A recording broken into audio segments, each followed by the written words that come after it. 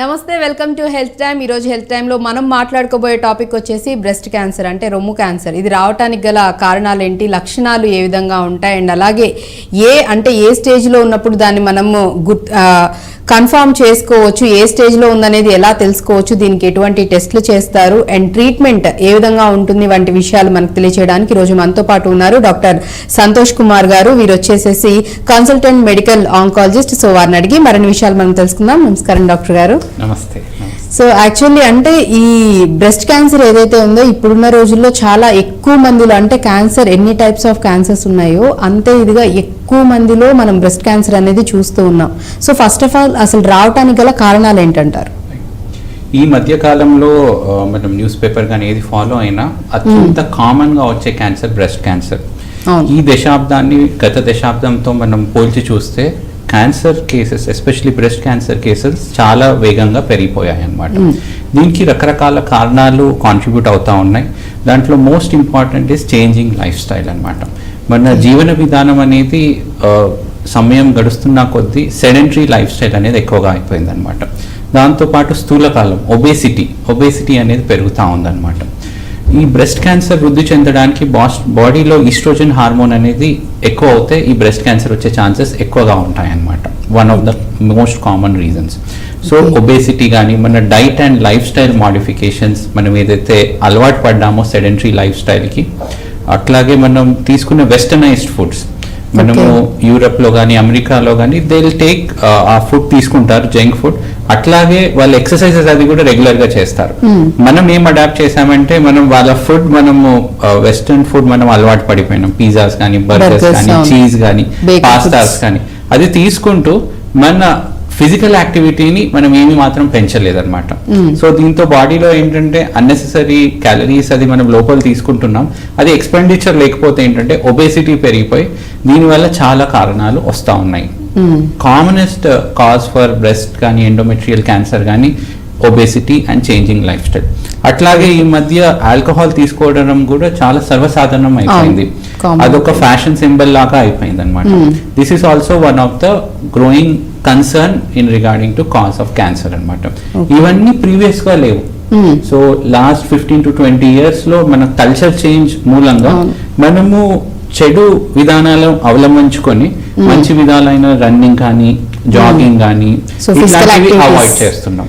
So ఒకవైపు చెడు అలవాట్లు పెంచుకొని మంచి అలవాట్లు తగ్గిస్తున్నాం అనమాట. ఈ ఇంబ్యాలెన్స్ వల్ల క్యాన్సర్ రేట్లు అనేది అమాంతం పెరిగిపోతాయి. అండ్ ఈవెన్ బ్రెస్ట్ క్యాన్సర్ తో పాటు చాలా రకాల కొత్త క్యాన్సర్స్ అనేవి కూడా రావడం అనేది కూడా జరుగుతుంది. ఓన్లీ బికాస్ ఆఫ్ అంటే మన లైఫ్ స్టైల్ మొత్తం చేంజ్ చేసుకోవడం. మీరు అన్నట్లుగా అంటే రకరకాల ఫుడ్, ఆ ఫుడ్ కూడా తీసుకునేది కూడా టైమింగ్స్ చేంజ్ అయిపోయాయి. ఎలా అంటే అలా క్వాంటిటీ అన్ని పక్కన పెట్టేస్తున్నారు. ఎనీ టైం మనకి ఇప్పుడు అన్ని అవైలబుల్ గా ఉండేసరికి ఎనీ టైం అన్నా ఫుడ్ వచ్చేస్తుంది. కాబట్టి ఎప్పుడంటే అప్పుడు తినేయచ్చు, ఎప్పుడంటే అప్పుడు ఉండొచ్చు. అండ్ హ్యాబిట్స్, మీరు అన్నట్లుగా హ్యాబిట్స్ కూడా, అది కూడా ఒక సర్టెన్ ఏజ్ వచ్చాక కొంతమందిలో ప్రాపర్ సెటిల్ అయిన తర్వాత అలా చూసుకోవాలని ఉండేది. ఇప్పుడు మాత్రం టీన్స్ లోనే స్టార్ట్ చేస్తున్నారు. అన్ని రకాల అలవాట్లు అనేవి చేసుకుంటూ ఉన్నారు. ఏముండదు, ప్రాబ్లం ఏముండదని చేస్తున్నారు. బట్ దాని ఇంపాక్ట్ అనేది మన హెల్త్ మీద ఖచ్చితంగా పడుతుందని చెప్తున్నారు. సో ఇప్పుడు మనం బ్రెస్ట్ క్యాన్సర్ విషయానికి వచ్చినట్లయితే కనుక ఎక్కువగా అంటే ఏజ్ గ్రూప్ లేడీస్ లో మనకి ఇది డిటెక్ట్ అవుతుందంటారు?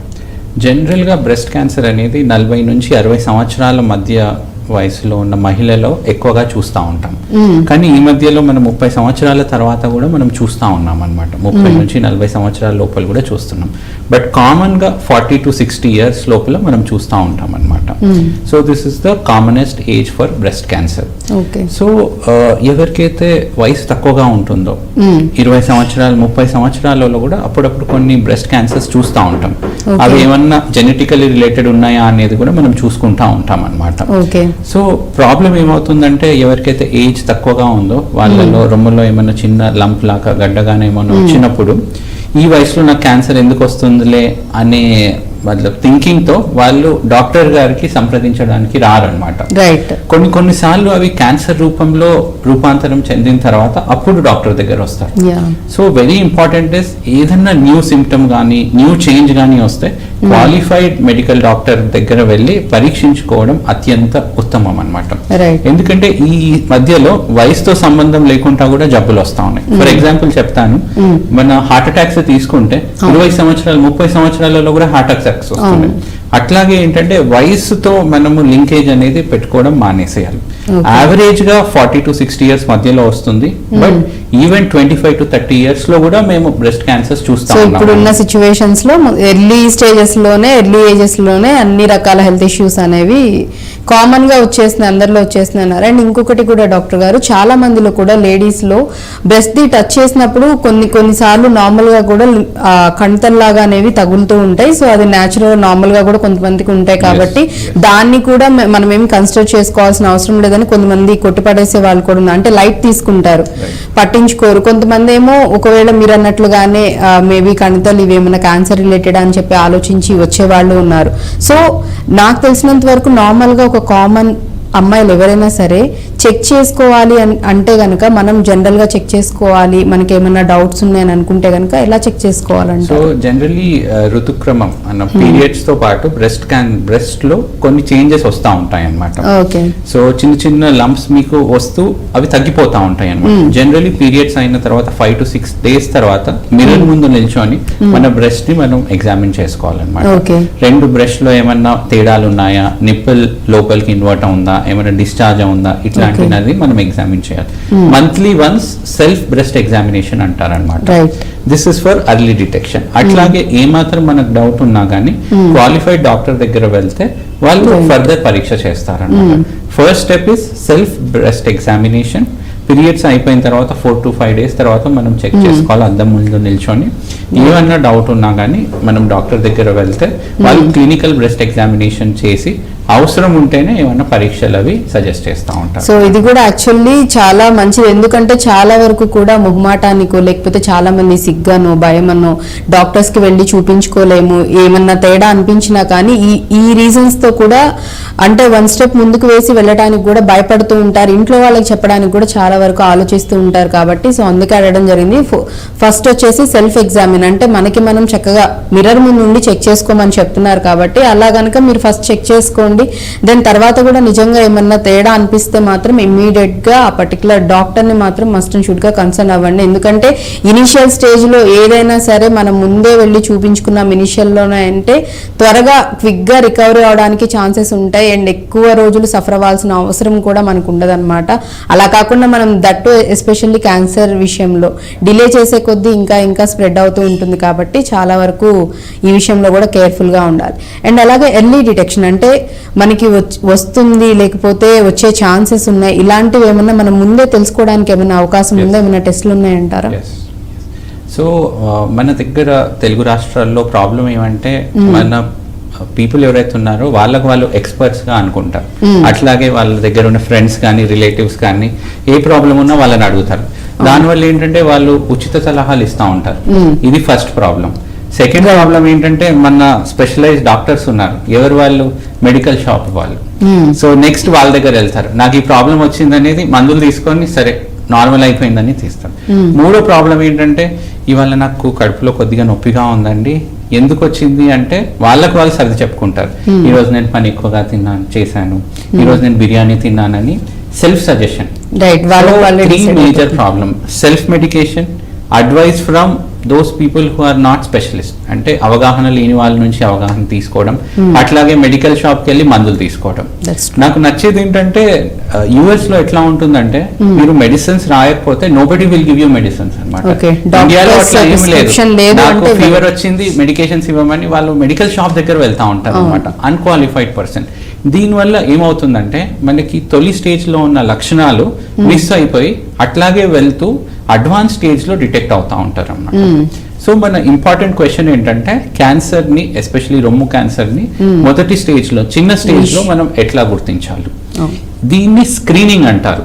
ఈ సైంటిఫిక్ ప్రాసెస్ ని స్క్రీనింగ్ అంటారు. స్క్రీనింగ్ అంటే ఏంటంటే మన లోపల లక్షణాలు ఏమాత్రం లేనప్పుడు క్యాన్సర్ ని గుర్తించే ప్రాసెస్ ని, ఆ ప్రక్రియని స్క్రీనింగ్ అని పిలుస్తా ఉంటారు అన్నమాట. యాక్చువల్లీ అంటే sorry to interrupt you doctor గారు, మధ్యలో ఇంకొక విషయం కూడా చెప్పాలి. చాలా మంది ఏంటంటే మేము హెల్దీగా ఉన్నాం, బాగున్నాం, ఇప్పటి వరకు మాకు ఎలాంటి హెల్త్ ఇష్యూస్ లేవు, మా ఫ్యామిలీ హిస్టరీలో కూడా ఎవరికి ఇంతవరకు ఇలాంటి అంటే వ్యాధులు కానీ జబ్బులు కానీ రావటం మేము ఎవరి ఫ్యామిలీ హిస్టరీలో చూడలేదు. బట్ ఆల్ ఆఫ్ సడన్ ఒక 2-3 months తర్వాత తర్వాత 6 months తర్వాత సడన్ గా అప్పటి వరకు బాగానే ఉంది, సడన్ గా ఒక కణితలాగా ఇట్లా కనిపిస్తూ ఉందని చెప్తూ ఉంటారు. సో అంటే ఆ టైం టేకింగ్ లోపల నుంచి ఆ కణిత అనేది ఫామ్ అవడానికి, క్యాన్సర్ కణాలు అనేవి గ్రో అవడానికి మినిమం ఎంత టైం తీసుకుంటుంది? అది గ్రో అయ్యి అంటే లోపల దాని సైజు పెరగక ముందే మనం కన్ఫర్మ్ చేసుకోవచ్చా, డిటెక్ట్ చేసుకోవచ్చు అంటారా? సో ఈ క్యాన్సర్ ప్రాసెస్ అనేది ఫస్ట్ చాలా చిన్న సైజ్ లో మొదలవుతుంది అనమాట. ఓకే, అది సైజ్ మెల్లమెల్లగా పెరుగుతుంది. This is the initial process. Right. ఆ పెరిగిన తర్వాత పక్కనున్న ప్రాంతంలో స్ప్రెడ్ అవుతుంది అనమాట. అంటే చంక భాగం కానీ ఛాతి మధ్యలో భాగం. దాని తర్వాత బాడీలో వేరే స్పాట్స్ కి స్ప్రెడ్ అవుతుంది in the form of bones కానీ లివర్ కానీ. సో లక్షణాలు ఎట్లా ఉంటాయంటే క్యాన్సర్ కణాలు స్టార్టింగ్ లో ఏ ప్రాంతంలో ఉన్నాయి. సపోజ్ రొమ్ము క్యాన్సర్ లో ఏంటంటే రొమ్ము పెద్దగా ఉంటుంది కాబట్టి చిన్నగా కణితి ఉన్నప్పుడు మనం ఎంత క్లినికల్ గా చూసినా గానీ మనకు ఆ కణితి అనేది తగ్గలేదు అనమాట. దాని మూలంగా మనం ఏం చెప్తామంటే ప్రతి మహిళ 40 సంవత్సరాలు దాటిన తర్వాత మ్యామోగ్రామ్ అనే టెస్ట్ ఉంటుందండి. ఇది అవ్వడానికి 5 minutes కూడా అవ్వదు. అన్ని లోకల్ ల్యాబొరేటరీస్ లో ఉంటాయి అన్నమాట. ఈ మ్యామోగ్రామ్ పరీక్ష సంవత్సరానికి ఒకసారి మనం చేస్తూ మంత్లీ ఒకసారి క్లినికల్ బ్రెస్ట్ ఎగ్జామినేషన్ చేస్తే దెన్ ఎటువంటి రొమ్ము క్యాన్సర్లు అయినా మనం మొదటి స్టేజ్ లోనే కనుక్కునే అవకాశం ఉంటుంది అనమాట. 40 years దాటిన తర్వాత mammogram, once a year, once a month clinical breast examination. ఇవి రెండు మనం చేయగలిగితే క్యాన్సర్, ఎస్పెషల్లీ రొమ్ము క్యాన్సర్ మహమ్మారిని తొలి దశలోనే మనం కనుక్కొని సంపూర్ణంగా మనం నిర్మూలించే అవకాశం ఉంటుంది అనమాట. ఈ మ్యామోగ్రామ్ పరీక్ష అనేది మనకి జనరలీ మనము ఎప్పుడైనా ఎక్స్రేస్ అది చేస్తుంటాం అనమాట. రొమ్ముకు సంబంధించిన ఎక్స్రే లాగా ఉంటుంది అనమాట. దీనివల్ల ఏమాత్రము రేడియేషన్ రిస్క్ ఏమి ఉండదు. It is a very safe process. ఇది చేసుకున్నట్టయితే చిన్న పరిమాణంలో ఉన్నవి మనం అర్లీగా డిటెక్ట్ చేసుకోవచ్చు. నేను మీకు ఒక ఎగ్జాంపుల్ ఇస్తాను. కోవిడ్ ఆ సందర్భంలో చాలా మంది సిటీ స్కాన్స్ చేసుకునేవాళ్ళు లంగ్ కి సంబంధించిన. అట్లాంటప్పుడు మాకేంటంటే కొంత లంగ్ క్యాన్సర్స్ కూడా డిటెక్ట్ చేశాం అనమాట. వాళ్ళు కోవిడ్ సంబంధించిన స్కాన్స్ లో లంగ్ క్యాన్సర్ కూడా డిటెక్ట్ చేశాం. అట్లాగే మనము ఫర్ ఎగ్జాంపుల్ చిన్న సైజ్ లో ఉన్న రొమ్ము క్యాన్సర్ ని మనం తీసేసాం అనుకోండి, వెరీ సింపుల్ సర్జరీతో మనం కంప్లీట్ గా క్యాన్సర్ ని ఎలిమినేట్ చేయొచ్చు. కొన్ని సందర్భాల్లో కీమో కూడా అవసరం పడదు. ఆ రొమ్ములో ఉన్న గడ్డ వరకే మనం సర్జరీ చేసి తొలగించవచ్చు. పూర్తిగా రొమ్ము తీయవలసిన అవసరం కూడా ఉండదు అనమాట. సో మోర్ దెన్ 40 years 40 సంవత్సరాలు దాటిన తర్వాత మ్యామోగ్రామ్ పరీక్ష, ప్రతి నెలకు ఒకసారి ఇంట్లోనే అద్దం ముందు క్లినికల్ బ్రెస్ట్ ఎగ్జామినేషన్, ఇవి చేసినట్లయితే మనం అర్లీ స్టేజ్ లోనే క్యాన్సర్ ని డయాగ్నోస్ చేయొచ్చు. రైట్. అండ్ ట్రీట్మెంట్ కూడా డాక్టర్ గారు చెప్పినట్లుగా ఓన్లీ సర్జరీ చేసి ఆ కణిత ఏదైతే ఉందో దాని వరకే రిమూవ్ చేసే ఇది ఉంటుందని చెప్తున్నారు. సో ఫర్దర్ గా టెస్ట్లు ఏం చేస్తారు, అండ్ అలాగే టెస్టులతో పాటు ట్రీట్మెంట్ ఏ విధంగా ఉంటుంది, వీటి గురించి కూడా మనం మాట్లాడుకోబోయే ముందు చాలా వరకు ఈ క్యాన్సర్ కి సంబంధించి చాలా అపోహలు, అంటే ఇటు సోషల్ మీడియాలో కానివ్వండి, అండ్ మీరు చెప్తున్నట్లుగా వాళ్ళని వీళ్ళని, అంటే మన చుట్టూ ఉన్న వాళ్ళతో మనకి ఏదన్నా ఒక ప్రాబ్లం వచ్చిందంటే ఇమీడియట్ గా దానికి సంబంధించిన వాళ్ళ దగ్గరికి వెళ్ళటమో, లేకపోతే హెల్త్ ఇష్యూ వస్తే ఆ డాక్టర్ని కన్సల్ట్ అవ్వటం కన్నా కూడా ముందు మన వాళ్ళు చేస్తున్న పెద్ద మిస్టేక్ ఏంటంటే మీరు చెప్పినట్లుగా ఫ్రెండ్స్ నో, ఫ్యామిలీ మెంబర్స్ తో, వాళ్ళతో వీళ్ళతో డిస్కస్ చేసి వాళ్ళు చెప్పే సజెషన్స్ తీసుకొని కొంత వీళ్ళ ఓన్ డెసిషన్స్ తీసుకొని మెడిసిన్స్, ట్రీట్మెంట్ అలా చేస్తూ ఉన్నారు. అండ్ మెయిన్ గా చూసుకున్నట్లయితే ఈ మధ్య కాలంలో ఒక ఆ ఫ్రూట్ తింటే గనక అసలు క్యాన్సర్ అనేది రాదు, వచ్చినా గానీ ఇమ్మీడియట్ గా తగ్గిపోతుందని చెప్పేసి కూడా చాలా వరకు వినిపిస్తూ ఉంది. అండ్ చాలా మంది కూడా చూసేవాళ్ళు చాలా మంది కూడా ఉన్నారు, అండ్ కొంతమంది మేబీ నమ్మి ఫాలో అయ్యే వాళ్ళు కూడా ఉన్నారు. అంటే నిజంగానే అటువంటి ఫ్రూట్స్ మనకి ఏమైనా అవైలబుల్ గా ఉన్నాయంటారా? ఒకవేళ తిన్నా కానీ తీసుకున్నా కానీ ఎంత % దాని అంటే ఫలితం అనేది ఉంటుందంటారు రాకుండా ఉండడానికి? ఈ సోషల్ మీడియా మనకు అందుబాటులో వచ్చిన తర్వాత చాలా మంది రకరకాల వీడియోస్ పెడతా ఉంటారన్నమాట. ఈ డైట్ ఫాలో అవుతాయి, సపోజ్ ఈ ఫ్రూట్ తీసుకుంటే క్యాన్సర్ కణాలు ఇట్లాగే ఆవిరి అయిపోయి కంప్లీట్ గా డిసపియర్ అవుతాయి. ఇట్లాంటివన్నీ మీడియాలో చాలా వస్తూ ఉంటాయి. అదేంటి అట్రాక్టివ్ థంబ్నెయిల్స్ పెట్టి ఉంటా ఉంటాయి. సో ద ప్రాబ్లం ఏంటంటే సపోజ్ ఎవరికైనా క్యాన్సర్ ఉందనుకోండి, వాళ్ళకి అట్లాంటివి చూడగానే they will get a sensation of hope. ప్రజలను ఎవరిని నేను తప్పు పట్టట్లేదు, వాళ్ళకి ఏంటంటే అట్లాంటి సొల్యూషన్ రాగానే దే విల్ బి అట్రాక్టెడ్. అదే నేను ఆ ఫ్రూట్ తీసుకుంటే కంప్లీట్ గా మాయమవుతుంది. అట్లాంటిది ఏమీ లేదండి. Medicine is not magic. అన్ని మనం లాజిక్ గా మనం ట్రీట్ చేస్తూ ఉంటాం అనమాట. సపోజ్ అట్లాంటి మ్యాజికల్ ఫ్రూటే ఉండుంటే ఆ ఫ్రూట్ అమెరికా కానీ యూరప్ కానీ వేరే దేశాల్లో వెళ్ళి పరిశోధన చేసి అవి ట్రీట్మెంట్ రూపంలో వాడేవాళ్ళు. అదేంటంటే కేవలం నమ్మకం వల్ల వాళ్ళు వాడుతూ ఉంటారనమాట. మోస్ట్ ఇంపార్టెంట్ ప్రాబ్లం ఏంటంటే దానివల్ల క్యాన్సర్ ట్రీట్మెంట్లో మనకి చాలా అత్యంతమైన ఇంపార్టెంట్ థింగ్ ఇస్ టైం అనమాట. ఒక పర్టిక్యులర్ పీరియడ్ ఆఫ్ టైం అంటే తొలి స్టేజెస్లోనే మనం ట్రీట్మెంట్ చేయగలిగితే మనము ఖచ్చితంగా చాలా సందర్భాల్లో క్యూర్ చేసి క్యాన్సర్ని నిర్మూలించే అవకాశం ఉంటుంది అనమాట. ఈ సమయం వృధా అయిన వల్ల బికాస్ ఆఫ్ రకరకాల ట్రీట్మెంట్ తీసుకోవడం వల్ల ఈ వాల్యుబుల్ టైం మనం మిస్ అయిపోయి క్యాన్సర్ ని తొలి దశలో ఉన్నదాన్ని అడ్వాన్స్ స్టేజ్ లో కన్వర్ట్ అయిన తర్వాత మనం క్యూర్ చేసే ఛాన్సెస్ ని కోల్పోతున్నాం అన్నమాట. రైట్. ఎందుకంటే యాక్చువల్లీ డాక్టర్ గారు చెప్తున్నట్లుగా కూడా చాలా మంది ఇంకొక మిస్టేక్ కూడా ఏం చేస్తున్నారంటే క్యాన్సర్ అని తెలిసిన వెంటనే అందరికీ చెప్తే ఏమవుతుందో ఏంటో అని వాళ్ళలో వాళ్ళు ఇట్లా గూగుల్లో సెర్చ్ చేసో లేకపోతే ఇంకెక్కడ ఎవరైనా ఏమైనా మందులు ఎక్కడన్నా ఇస్తున్నారేమో కనుక్కొని చాలా చోట్ల కూడా డాక్టర్ గారు హెర్బల్ అని కానివ్వండి లేకపోతే పసర మందులని అవి తాగడం వల్ల లేకపోతే ఆ మందు తీసుకోవడం వల్ల అసలు cancer A type of cancer అయినా తగ్గిపోతుందని చెప్పి అలాంటివి కూడా వస్తూ ఉన్నాయి. సో నిజంగా ఇట్లాంటివన్నీ విని నమ్మి మీరు అన్నట్లుగానే ఫాలో అవ్వటం వెళ్ళి తీసుకోవటం అట్లీస్ట్ కనీసం ఒక డాక్టర్ని అప్రోచ్ అయ్యి అసలు ఫస్ట్ వాళ్ళది క్యాన్సరా కాదనేది కూడా నిర్ధారించుకోవట్లేదు. బ్లైండ్ గా వెళ్ళిపోతున్నారు, ఆ మెడిసిన్స్ అనేవి తీసుకుంటే అలా కూడా చేస్తున్నారు. అలా లేని వాళ్ళు ఒకవేళ ఇట్లాంటివి తీసుకోవడం వల్ల కూడా ఎఫెక్ట్ ఉంటుందంటారా? ఖచ్చితంగా ఆ మందులు అట్లాంటివి వాడితే ఏ ప్రభావం ఉండదండి. దానివల్ల ఏంటంటే జబ్బు ఇంకా ముదిరిపోతుంది అనమాట. ఓకే. సో ఆల్వేస్ ఏంటంటే మనము ఎవరైనా పేషెంట్ మన దగ్గర వచ్చినప్పుడు రెండు విషయాలు మనం చూస్తాం అనమాట. సపోజ్ క్యాన్సర్ ఉందేమో అని నా దగ్గర వచ్చినప్పుడు ఆర్ ఎనీ ఆంకాలజిస్ట్ దగ్గర వెళ్ళినప్పుడు రెండు విషయాలు చూస్తారనమాట. నెంబర్ 1 క్యాన్సర్ ఉందా లేదా అని నిర్ధారణ చేయడానికి పరీక్ష చేస్తారు. That is number 1.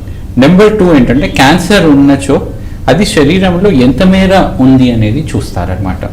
ఫస్ట్ దాన్ని ఏదైతే జబ్బుని నిర్ధారణ చేసే పరీక్షని బయాప్సీ అంటారనమాట. మనం ఏదైతే క్యాన్సర్ కణం ఉందో దాని నుంచి చిన్న ముక్క తీసి మనం డీటెయిల్ గా దాన్ని పరీక్ష చేసి ఇది క్యాన్సర్ కణాలా లేకపోతే ఇతరాత్ర ఏమైనా ఇన్ఫెక్షన్ ఉందా అనేది చూస్తామన్నమాట. ఓకే. యాక్చువల్లీ దీనిలో కూడా మీకు ఇంకొకటి కూడా అడగాలి. ఈ బయాప్సీ విషయంలో కూడా డాక్టర్ గారు చాలా మంది భయపడే వాళ్ళు ఉన్నారు, చేయించుకోకుండా ఉండే వాళ్ళు కూడా ఉన్నారు. క్యాన్సర్ కన్ఫర్మ్ చేసుకోవడానికి టెస్ట్ చేస్తారని తెలిసినా కొంతమంది వాళ్ళు వీళ్ళు చెప్పిన బయాప్సీ చేస్తే నీకు ఇంకా స్ప్రెడ్ అయిపోతుంది, ఎక్కువ అయిపోతుంది, క్యాన్సర్ చాలా సివియర్ అయిపోతుంది అని చెప్పి చేయించుకోవద్దు, లేకపోతే ఇంకా నువ్వు చనిపోవడానికి కూడా ఛాన్సెస్ ఉన్నాయి. ఇలాంటి చాలా రకాల అపోహలు, భయాలు, భయపడే వాళ్ళు కూడా చాలా మంది ఉన్నారు. వాళ్ళకి మీరు ఏం చెప్తారు? సో ఈ బయాప్సీ దాన్ని మనం ముక్క పరీక్ష అని పిలుచుకుంటా ఉంటాం అన్నమాట. ఓకే. ఈ బయాప్సీ అనేది ఖచ్చితంగా క్యాన్సర్లో మనం డయాగ్నోస్ చేయవలసిన విషయం వెరీ ఇంపార్టెంట్ అనమాట. అండ్ ఈ బయాప్సీ 100% సేఫ్ అనమాట. ఈ బయాప్సీ మూలంగా క్యాన్సర్ కణాలు వేరే ప్రాంతానికి ఏమీ స్ప్రెడ్ అవ్వవు. సో ఈ అపోహని వన్స్ ఫర్ ఆల్ మనం తీసేద్దాం. బయాప్సీ ఈజ్ కంప్లీట్లీ సేఫ్, భయపడవలసిన అవసరం లేదు. అండ్ ఈ బయాప్సీ పరీక్షతో మనకి క్యాన్సర్ ఉందా లేదా అని కన్ఫర్మేషన్ అనేది వెరీ ఇంపార్టెంట్ టెస్ట్ అన్నమాట. చాలా సందర్భాల్లో క్యాన్సర్ ఉందేమో భయంతో మా దగ్గరకు వస్తారు. బయాప్సీ తీసిన తర్వాత అది ట్యూబర్క్యులోసిస్ లాగా అయిపోతుంది, వేరే జబ్బు వస్తుంది. సో అసలు క్యాన్సర్ ఉందా లేదా అని కనుక్కోకుండా మనం భయపడవలసిన అవసరం లేదు. ఫస్ట్ బయాప్సీ 100% సేఫ్ అండి, ఎటువంటి భయపడవలసిన అవసరం లేదు. అండ్ ఖచ్చితంగా అది క్యాన్సర్ వేరే ప్రాంతానికి వెళ్లే విధంగా ఏమీ చెయ్యదన్నమాట. సో అది చేస్తే మనకు క్యాన్సర్ ఉందా లేదా అనేది కన్ఫర్మ్ అవుతుంది. ఎందుకంటే చాలా మంది కూడా అంటే ఆ కణితాన్ని బ్రేక్ చేస్తేనో లేకపోతే దానికి ఏమన్నా సిజర్స్ కానీ ఏమన్నా తగిలినా కానీ ఇమీడియట్ గా ఇంకా చాలా మంది కూడా అవి ఇంకా స్ప్రెడ్ అయిపోతాయి, డబుల్ అయిపోతాయి, వాటి సెల్స్ డివైడ్ అవుతూ ఉంటాయని చెప్పేసి చాలా మంది అపోహ పడుతూ ఉంటారు, భయపడుతూ ఉంటారు. సో అందుకనే డాక్టర్ గారిని అడగడం జరిగింది. సో బయాప్సీ అనేది అది చాలా చాలా ఇంపార్టెంట్ క్యాన్సర్ కి సంబంధించి.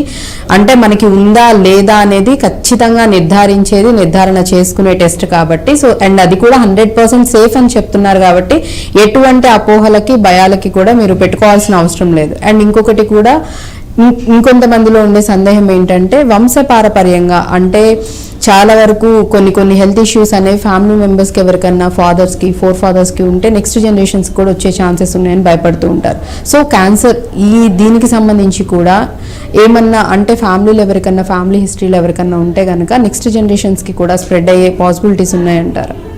సో క్యాన్సర్ అనేది వంశపారంపర్యంగా వచ్చే అవకాశం కేవలం 5 నుంచి తక్కువ శాతమే, less than 5%. More than 95% of cancers జన్యుపరంగా వంశపారంపర్యంగా రావు అన్నమాట. కేవలం 5% క్యాన్సర్స్ ఉండే అవకాశం ఉంటుంది. ఈ మధ్య ఏంటంటే మనకి కొన్ని రక్త పరీక్షలు అందుబాటులో ఉన్నాయన్నమాట. ఆ రక్త పరీక్షలు పంపిస్తే మనకి ఈ క్యాన్సర్ అనేది జన్యుపరంగా వంశపారంపర్యంగా ఉందా లేదా అనేది మనకు తెలుస్తా సో అంటే అటువంటి కేసెస్ ఏమన్నా మీరు చూడడం జరిగిందా? అటువంటి కేసెస్ సో ఈ మధ్యలో ఎవరికైతే క్యాన్సర్ అనేది యంగ్ ఏజ్ లో వస్తుందో, అంటే 30 సంవత్సరాలు 35 సంవత్సరాలకి కేసెస్ లో మనం ఈ జన్యుపరంగా చేస్తామన్నమాట. 2 జీన్స్ వెరీ ఇంపార్టెంట్ ఉంటాయండి, BRCA1 BRCA2. ఈ జన్యుపరంగా లోపాలు ఉంటే వీళ్ళలో బ్రెస్ట్ క్యాన్సర్ వచ్చే అవకాశం 90% ఉంటుందన్నమాట. ఓకే. సో ఆ టెస్ట్ ఏంటంటే సింపుల్ బ్లడ్ టెస్ట్ తో మనకు అయిపోతుంది అనమాట. రైట్. ఫర్ ఎగ్జాంపుల్ మీకు ఇస్తాను, ఫేమస్ హాలీవుడ్ యాక్ట్రెస్ ఉన్నారు ఆంజలినా జోలీ గారు. వాళ్ళ ఫ్యామిలీలో లేడీస్ లో చాలా మందికి రొమ్ము క్యాన్సర్ వచ్చేది. తనకి డౌట్ వచ్చింది, అరే ఇట్లా వస్తుంది అనేది. తను ఈ బ్లడ్ టెస్ట్ అండర్గో చేయింది అనమాట. తనలో ఈ బ్రాకా టెస్ట్ అనేది పాజిటివ్ గా వచ్చింది. అది వచ్చిన తర్వాత వాళ్ళ దగ్గర ఉన్న ఆంకాలజిస్ట్ గారికి వెళ్తే తన ఫ్యామిలీ కంప్లీట్ అయిన తర్వాత బైలేటరల్ రొమ్ముని తొలగించే మాస్టెక్టమీ సర్జరీ అండర్గో చేసుకున్న తర్వాత ఇంప్లాంట్ చేసుకున్నారు. దానివల్ల ఏంటంటే 100% క్యాన్సర్ వచ్చే అవకాశంని మనం పూర్తిగా తొలగిస్తాం అనమాట. దీన్నే ప్రివెంటివ్ సర్జరీస్ అని అంటాం. మన దగ్గర కూడా చాలా మంది కేసెస్ లో ఈ BRCA1, 2 టెస్ట్ చేస్తా ఉన్నాం అనమాట. వన్స్ క్యాన్సర్ కి సంబంధించిన ట్రీట్మెంట్ లో ప్రివెన్షన్ అనేది కూడా చాలా అత్యంత ముఖ్యంగా ఈ మధ్యలో వస్తుంది. ఎవరికైతే ఈ మ్యూటేషన్స్ అవి ఉన్నాయో వాళ్ళలో మనం కౌన్సిలింగ్ చేసి వాళ్ళకి మీకు ఫర్దర్ గా రిస్క్ వచ్చే ఛాన్సెస్ ఎంత శాతం ఉన్నాయి అని చెప్పి ఫ్యామిలీ అది కంప్లీట్ అయిన తర్వాత దెన్ బ్రెస్ట్ రిడక్షన్ సర్జరీస్ అని చేస్తా ఉన్నాం అన్నమాట. సో ఈ BRCA అనేది మనము మొత్తం రొమ్ము క్యాన్సర్స్ తీసుకుంటే 5 నుంచి 10% మాత్రమే ఉంటాయి. సో ఇది భయపడవలసిన అవసరం లేదు. ఈ టెస్ట్ ఎవరికైతే ఫ్యామిలీలో వేరే వాళ్ళకి ఉంటే వాళ్ళలో ఈ టెస్ట్ మనం అడ్వైస్ చేస్తాం. అట్లాగే ఎవరికైతే యంగ్ ఏజ్ లో క్యాన్సర్స్ వచ్చినా కానీ ఈ టెస్ట్ జెనెటిక్ టెస్ట్ అనేది మనం అడ్వైస్ చేస్తాం. ఈ టెస్ట్ చేసిన తర్వాత మనకు పాజిటివ్ ఉంటే ఏ విధంగా చేయాలి, నెగిటివ్ ఉంటే ఏ విధంగా చేయాలి అనేది ప్రీ టెస్ట్ కౌన్సిలింగ్ అని ఇస్తారు అనమాట. ఇది ఇచ్చిన తర్వాత చేస్తాం. ఒకవేళ పాజిటివ్ ఉంటే వాళ్ళకి ప్రివెంటివ్ సర్జరీస్ అనేది మనం అడ్వైస్ చేస్తూ ఉంటాం అనమాట. అండ్ అలాగే ఇంకొన్ని కేసెస్ లో కూడా మనం చూసుకున్నట్లయితే చాలా మందికి కూడా ఏంటంటే క్యాన్సర్ వచ్చిన వాళ్ళతో కూర్చోవాలన్నా వాళ్ళ పక్కన ఉండాలన్నా ఏదో అంటే ఇది ఒక అంటు వ్యాధిలా ఫీల్ అయ్యే వాళ్ళు కూడా చాలా మంది ఉన్నారు. ఆ అపోహలు ఉండే వాళ్ళు చాలా ఎక్కువ మంది ఉన్నారని చెప్పాలి. వాళ్ళ దగ్గరగా కూర్చోవడం కానీ వాళ్ళతో మాట్లాడాలన్నా భయపడ్డా, అసలు వన్స్ ఒకసారి వచ్చిందని కన్ఫర్మేషన్ వస్తే దరిదాపుల్లో కూడా వెళ్ళని వాళ్ళు చాలా మంది ఉన్నారు. అది ఫ్యామిలీ మెంబర్స్ అయినా కానివ్వండి, లేకపోతే రిలేటివ్స్ ఎవరైనా కానివ్వండి. యాక్చువల్లీ నిజంగా అంటు వ్యాధులు అలా స్ప్రెడ్ అవుతుందంటారా? దానికి అట్లా ఆలోచించే వాళ్ళకి మీరు ఏం సజెస్ట్ చేస్తారు, ఏం చెప్తారు? సో చాలా మంది కేసెస్లో ఏంటంటే ఈ అపోహ ఉంది. ఏంటంటే నేను క్యాన్సర్ పేషెంట్తో మాట్లాడినా కానీ ముట్టుకున్నా కానీ నాకు కూడా క్యాన్సర్ వచ్చే అవకాశం ఉందా లేదా అని చాలా మంది భయపడుతూ ఉంటారు. కొందరైతే వాళ్ళ ఇంట్లో ఉన్న పేషెంట్ని ఒక చిన్న రూమ్కి పరిమితం చేసేసి వాళ్ళని బయట తిరగకుండా వాళ్ళకి ఫుడ్ కూడా సపరేట్గా ఇట్లాంటివి అవాయిడ్ చేయాలండి. 100% ఖచ్చితంగా క్యాన్సర్ అనేది అంటువ్యాధి కాదు. ఒకే వాష్రూమ్ యూజ్ చేసుకున్నా, ఒకే ప్లేస్లో మనం తిన్నా కానీ, వాళ్ళతో కలిసి మాట్లాడినా, టచ్ చేసినా కానీ, ఒకే దగ్గర పడుకున్నా కానీ ఖచ్చితంగా ఒకరి నుంచి ఇంకొకరికి సంక్రమించదు. ఒక క్యాన్సర్ పేషెంట్ డయాగ్నోస్ అయిన తర్వాత వాళ్ళకి ట్రీట్మెంట్తో పాటు ఎమోషనల్ సపోర్ట్, ఫ్యామిలీ సపోర్ట్ అనేది అత్యంత ఇంపార్టెంట్ అయింది. సో వన్స్ వాళ్ళని ఐసోలేట్ చేసేస్తే వాళ్ళ మనోధైర్యం కూడా దెబ్బతినిపోతుంది అనమాట. ఇంకోటి ఏం చేస్తారంటే ఇంట్లో ఉన్న చిన్న పిల్లలని వాళ్ళతో ఆడనివ్వరు, ఇట్లాంటివి చేయకూడదండి. Because confidence, self confidence for a oncology patient, cancer patient అనేది కూడా చాలా ఇంపార్టెంట్. మనం ఏదైతే మందులు ఇస్తామో పేషెంట్ కాన్ఫిడెంట్ గా ఉండి family support, good healthy environment ఉంటే ఇంప్రూవ్ అయ్యే ఛాన్సెస్ చాలా రెట్లు పెరిగిపోతాయి అన్నమాట. సో ఖచ్చితంగా క్యాన్సర్ అనేది అంటువ్యాధి కాదు. వాళ్ళని ఐసోలేట్ చేయవలసిన అవసరం ఏమాత్రము లేదు. వాళ్ళని అట్లా సపరేట్ గా పెట్టడము, లేకపోతే దూరంగా పెట్టడము, అందరితో కలవనివ్వకపోవడం, మాట్లాడకుండా ఉండడం, ఇలాంటి అపోహలు చేసే వాళ్ళు కూడా చాలా మంది ఉన్నారు, చేస్తున్న వాళ్ళు కూడా ఉన్నారు. కాబట్టి సో వాళ్ళందరికీ ఐ థింక్ క్లియర్ గా ఇప్పటికన్నా అంటే మీరు ఇప్పటికన్నా అర్థం చేసుకోవాలి, అది అయితే అంటువ్యాధి కాదు, అదేమి స్ప్రెడ్ అవ్వదు. వాళ్ళని కూడా మనతో పాటు నార్మల్ గా కలుపుకొని ఉండి వాళ్ళకి స్ట్రాంగ్ గా ఫ్యామిలీ సపోర్ట్ అనేది కనుక ఇస్తే డాక్టర్ గారు చెప్పినట్లుగా ట్రీట్మెంట్ ఎంత జరుగుతూ ఉన్నా కానీ మనం మోరల్ సపోర్ట్ అనేది, ఫ్యామిలీ సపోర్ట్ అనేది లేకపోతే వాళ్ళు రికవర్ అవడానికి ఇంకా టైం పడుతుంది. లేదన్నా కూడా ఇంకా డిప్రెస్ అవుతూ ఉంటారు. ఆల్రెడీ ట్రీట్మెంట్ తీసుకుంటూ ఫిజికల్లీ చాలా వీక్ అయిపోతూ ఉంటారు. అటువంటి వాళ్ళకి మనం ఇవన్నీ డిస్టెన్స్ పెట్టేసేసి వాళ్ళని సపరేట్గా చేయడం వల్ల మెంటల్లీ కూడా చాలా చాలా అప్సెట్ అవుతారు. కాబట్టి అలాంటి పనులు అయితే ఏవి చేయకండి. అది ఎవరికి స్ప్రెడ్ అయ్యే అవకాశం అయితే ఉంది. ఐ థింక్ ప్రతి ఒక్కరికి కూడా ఇమ్యూనిటీ రెసిస్టెన్సీ అనేది ఉంటుంది. కాబట్టి త్వరగా ఏది కూడా ఈజీగా ఇమీడియట్ గా అటాక్ అయిపోయి ఇమీడియట్ గా రావడం అయితే జరగదు. సో చాలా లాంగ్ ప్రాసెస్ ఏదన్నా జరగాలన్నా, హెల్త్ ఇష్యూస్ రావాలన్నా. ఇంకొక మంది ఉంటారండి చాలా ఎక్స్ట్రీమ్ అన్నమాట. క్యాన్సర్ హాస్పిటల్ ఉన్న రోడ్స్ లో కూడా వాళ్ళు ఇట్లాంటి వాళ్ళని కూడా చూస్తా ఉన్నాం. సో అట్లా భయపడవలసిన అవసరం ఏమాత్రం లేదండి. So we need to show empathy.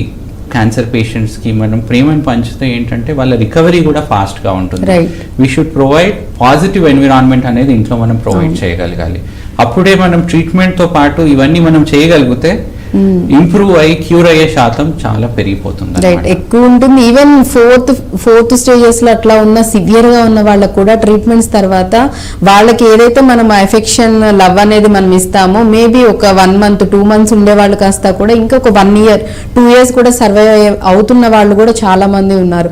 So ప్రతిదీ కూడా మనం కొంచెం పాజిటివ్ గా ఉండి అటువంటి ఇట్లా స్ప్రెడ్ అవుతుంది వచ్చేస్తుందేమో అన్న భయాలు పక్కన పెట్టి మనం ఇంకొంచెం వాళ్ళతో ఎఫెక్షన్ గా ప్రేమగా ఉండి అంతకు మించి మనం ఇంకా చేసేది కూడా ఏముండదు. సో ట్రీట్మెంట్ తో పాటు మనం ఇది కూడా అందిస్తూ ఉన్నామంటే ఖచ్చితంగా రికవరీ త్వరగా అవుతారు అండ్ చక్కగా హ్యాపీగా ఫర్దర్ గా కూడా లైఫ్ లీడ్ చేయడానికి అవకాశం ఉంటుంది. అండ్ ఒకప్పుడు కూడా క్యాన్సర్ వచ్చింది అని అంటే ఇంకా లైఫ్ అయిపోయింది, ఇక్కడతో ఎండ్ అయిపోయింది అనుకునే వాళ్ళు చాలా మంది ఉండేవాళ్ళు. ఎందుకంటే ట్రీట్మెంట్స్ విషయానికి వస్తే కూడా అది కూడా మాట్లాడాలి. ట్రీట్మెంట్ అంటే ఒకప్పుడు క్యాన్సర్ అంటే కనుక మనం ఫారెన్ వెళ్ళాలి, అక్కడికి వెళ్తేనే ట్రీట్మెంట్, అన్ని ఎవ్రీథింగ్ ఎక్విప్మెంట్ మెడిసిన్ అంతా కూడా ఫారిన్ కంట్రీస్ లో ఉంది, మన ఇండియాలో అంత రాలేదని చెప్పేసి చేసేవాళ్ళు. అట్లా కొంచెం అంటే ఆఫర్ చేయగలిగిన వాళ్ళు, ఫినాన్షియల్ గా స్ట్రాంగ్ ఉన్న వాళ్ళు వెళ్ళి చేయించుకునే వాళ్ళు, లేని వాళ్ళు ఇక్కడే ఉండి ట్రీట్మెంట్స్ ఉండేది. బట్ ఎట్ ప్రెసెంట్ ఇప్పుడున్న కండిషన్స్ లో నాకు తెలిసి క్యాన్సర్ కాదు, any type of health issue, any type of health problem ప్రతిదానికి కూడా మెడికల్ ఎవ్రీథింగ్ మనకి అన్ని అందుబాటులో ఉన్నాయి. సో అటువంటి అపోహలతో భయపడే వాళ్ళకి కూడా మీరు ఏం చెప్తారు? సో చాలా మంది ఏంటంటే గత కాలంలో 10-15 సంవత్సరాల క్రితం ఏంటంటే చాలామంది సినీ యాక్టర్స్ కానీ ఫేమస్ సెలబ్రిటీస్ కానీ క్యాన్సర్ డయాగ్నోస్ అవ్వగానే అమెరికాకు వెళ్ళడం, బయట దేశాలకు వెళ్ళి అక్కడ ట్రీట్మెంట్ తీసుకొని రావడం అట్లాంటిది జరుగుతుంది. దాన్ని చూసి కామన్ పబ్లిక్ ఏమనుకుంటున్నారంటే ప్రస్తుత కాలంలో ఇండియాలో హైదరాబాద్లో అట్లాంటి ట్రీట్మెంట్స్, అడ్వాన్స్ ట్రీట్మెంట్స్ లేవు అనే అపోహలో ఉన్నారు. ప్రస్తుతం ఉన్న పరిస్థితుల్లో అన్ని రకాల లేటెస్ట్ అడ్వాన్స్ ట్రీట్మెంట్స్ అనేవి మనకు అందుబాటులో ఉన్నాయన్నమాట. ఇంకో విషయం గ్రహించాలి ఏంటంటే క్యాన్సర్ పేషెంట్ ట్రీట్మెంట్ జర్నీలో social support and family support అనేది అత్యంత ఇంపార్టెంట్ అయిన థింగ్. సపోజ్ ట్రీట్మెంట్ కోసం అనేది మనం విదేశాలకు కానీ వేరే ప్రాంతాలకు కానీ వెళ్తే అక్కడ మనం సోషల్ సపోర్ట్ ఏర్పరచడానికి it's become very very difficult అనమాట. అండ్ అవుట్కమ్స్ కూడా మనకు ఎఫెక్ట్ అవుతూ ఉంటాయి. అంటే ఫ్యామిలీకి దూరంగా, ఫ్రెండ్స్, ఫ్యామిలీ లేకుండా కేవలం ట్రీట్మెంట్ అనేది తీసుకోవడానికి వెళ్ళినచో అదే ట్రీట్మెంట్ హైదరాబాద్లో మన ఇంటి దగ్గర అవైలబుల్ ఉన్నప్పుడు మనకి సోషల్ సపోర్ట్ కానీ ఫ్రెండ్స్ సపోర్ట్ కానీ, సపోజ్ మనకి ఏమన్నా బ్లడ్ ఎక్కించాల్సిన అవసరం పడుతుంది, అప్పుడు డోనర్స్ కానీ ఇట్లాంటివన్నీ మనకి అందుబాటులో ఉంటాయి. సో ప్రస్తుతం ఏంటంటే అన్ని అడ్వాన్స్డ్ మెడికేషన్స్ అనేవి, అధునాతన ట్రీట్మెంట్ పద్ధతులు మనకి హైదరాబాద్ లో అందుబాటులో ఉన్నాయి. ఫారెన్ వెళ్ళాల్సిన అవసరం అయితే లేదు, భయపడాల్సిన అవసరం కూడా లేదు. సో ఇక్కడే అన్ని అవైలబుల్ గా ఉన్నాయంటారు. అండ్ ఇంకొకటి కూడా అంటే ఇంకొంతమంది కూడా యాక్చువల్లీ ఎవరైతే పిల్లల్ని కంటారో బ్రెస్ట్ ఫీడింగ్ అనేది కొంతమంది ఇవ్వరు. కొంతమంది అంటే వాళ్ళ అన్నం తరిగిపోతుందని కొంతమంది ఇవ్వరు, కొంతమంది సమ్ అదర్ రీజన్స్ వల్ల ఇవ్వకుండా ఉంటారు. అలా ఎవరైతే బ్రెస్ట్ ఫీడ్ చేయకుండా ఉంటారో వాళ్ళకు కూడా ఎక్కువ పాసిబిలిటీస్ ఉన్నాయి బ్రెస్ట్ క్యాన్సర్ రావడానికి అని చెప్తూ ఉన్నారు. బ్రెస్ట్ ఫీడింగ్ ఎవరైతే తల్లిపాలు పిల్లలకి ఇస్తారో వాళ్ళలో బ్రెస్ట్ క్యాన్సర్ వచ్చే అవకాశం దాదాపు 5 రెట్లు తగ్గిపోతుంది అనమాట. సపోజ్ ఇండైరెక్ట్ గా చెప్పాలంటే ఎవరైతే బ్రెస్ట్ క్యాన్సర్, ఎవరైతే రొమ్ము పాలు ఇవ్వరో, బ్రెస్ట్ ఫీడింగ్ ఇవ్వరో వాళ్ళలో బ్రెస్ట్ క్యాన్సర్ వచ్చే అవకాశం 3 నుంచి 5 రెట్లు పెరిగిపోతుంది అనమాట. Breast feeding is protective to the mother from breast cancer అనమాట. సో ఖచ్చితంగా బ్రెస్ట్ ఫీడింగ్ అనేది మనం ఎంకరేజ్ చేయాలండి. This is an method by which వాళ్ళకు వాళ్ళు ప్రొటెక్ట్ చేస్తున్నారు. ఒకటి, breast milk is the best kind of food for the baby. బేబీకి ఖచ్చితంగా అడ్వాంటేజ్ ఉంది. బేబీ యొక్క ఎదుగుదల కానీ ఇమ్యూనిటీ కానీ అది అట్లాగే మదర్ కూడా క్యాన్సర్ రాకుండా ప్రివెంట్ అవుతుంది అనమాట.